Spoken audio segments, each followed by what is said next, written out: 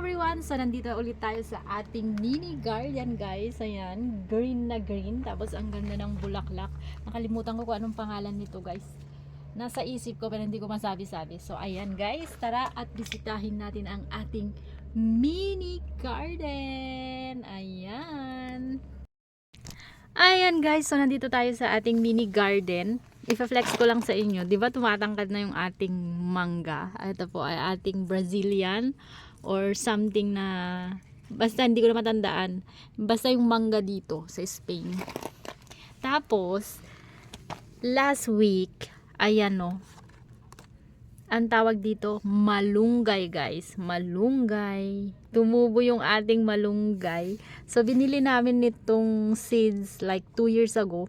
Nagpatubo ako noon, guys. Hindi tumubo. Ngayon, eto, tumubo siya, oh. Meron pa dun. Ayan. Meron pa pala dyan, guys, oh. 1, 2, 3. So, bale, ika-4 yun kasi hindi nabuo. Ayun, meron pa isa dun. Ayan, oh. Tapos, yung ating padron, guys, ito po yung ating, ay, ang ganda ng shape. Ayan, oh. Ayan, may bunga na, guys, oh. Masarap din tong pang tinola. Ayan, no. Or dun sa tahong, guys, 'di ba? Masarap ilagay yung dahon niya. Tapos every year, guys, ito yung ating avocado. Pataas ng pataas, oh. Ang tangkad na. Tignan nga natin kung gaano na siya kataas. Oh my God. Hanggang ano ko na siya, guys, oh. Hanggang sa dibdib. Ayan. Tumataas na ng tumataas yung ating avocado, guys. 3 yan. Ay, meron pa pala sa isa doon, binigay ng friend ko. So, 4 na. Oh, lo, ang dami nating kalamansi, guys. Oh.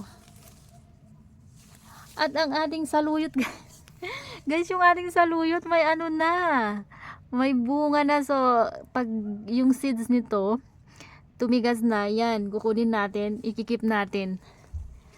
Ayan, pwede palang itanim yung tangkay ng saluyot. Ayan, oh. Akala ko kasi yung seeds lang, yung eto, yung manggagaling dito. Tapos, eto po yung ating mga padron, guys. May mga bunga na nga talaga, guys, oh. Kailangan ko na namang mag-cultivate. Kasi, patag na naman yung ano. So, kailangan nating i-cultivate, guys. So, yan yung ating padron. Kung titignan natin. Ayan, oh. Ayan. Ito, may bunga na. Ito yung kadalasan naming nilalagay na sa pakbet. Kasi wala naman masyadong nagtitinda nung pahaba. Meron yung mga Pilipinong nagtatanim-tanim sa Girona. Yun, minsan nagpapa-order sila. Ayan, may sili, guys. Ganyan. Oh, di ba? Ayan, oh. Tapos yung ating kamatis, guys. Eto, pwede na nating pitasin to, guys. Ayan, hinog na, oh. Ang ganda. Ayan, oh. Oh my God, ang lalaki na nung ano. Ang lalaki na nung ating kamatis, guys. Ayan, marami pang bunga. So, kailangan nating ayusin yung lupa ulit, guys. Ala, ang laki nito, guys. Ang laki nito. Ayan, oh. Oh my goodness, lalaki, guys. So, linisan natin, magkukultivate tayo. Grabe na to, guys. Tapos yung ating atis, guys, tumatangkad na rin. Tignan nyo sa sobrang init, oh. Sunog. Sunog ang kanilang mga dahon. Tapos yung ating dragon fruit. This is from Canaria. Naninilaw-nilaw na. Ouch! Aray. Ang sakit ng tuso. Ayan, nireplant ko 3. Ayan, oh. So, tignan natin, guys. Baka sakaling mabuhay ulit sila. Ayan. Tapos yung ating beans, guys. Hello, beans! Ayan, ang dami na naman bunga, guys. Oh, ayan. Oh, di ba? At ang araw po ay makulimlim, so sana umulan na lang talaga dahil kawawa talaga ang mga halaman. Ano yung ating okra? Hindi ko na na-replant, so i-replant natin to, guys, sayang din.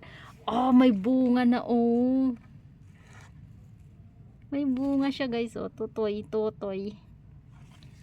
Ay, yung ating sitaw guys. Ay, natakpan ko pala yung camera. Ayan, yung sitaw natin, oh.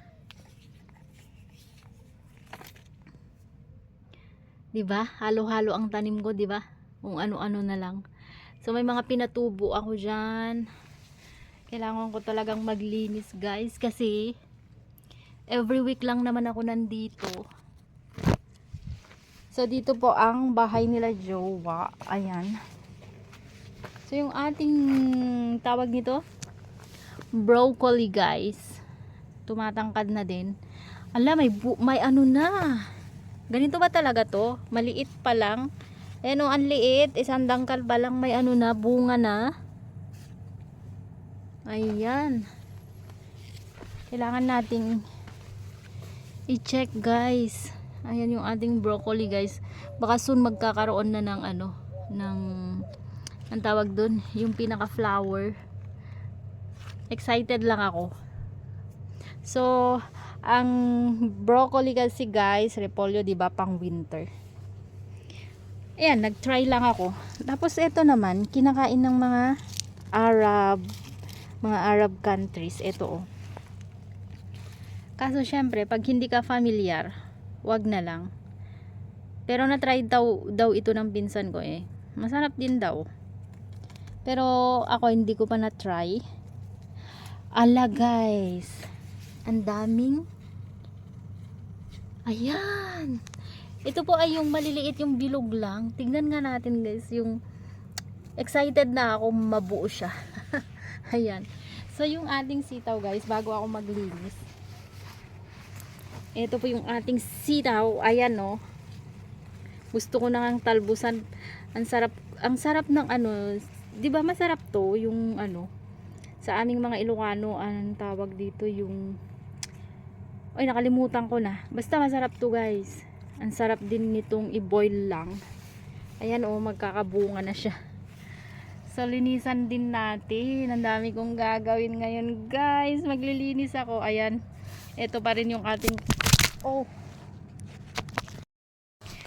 continuation na hulog. So ito pa rin yung ating kalunay guys, oh.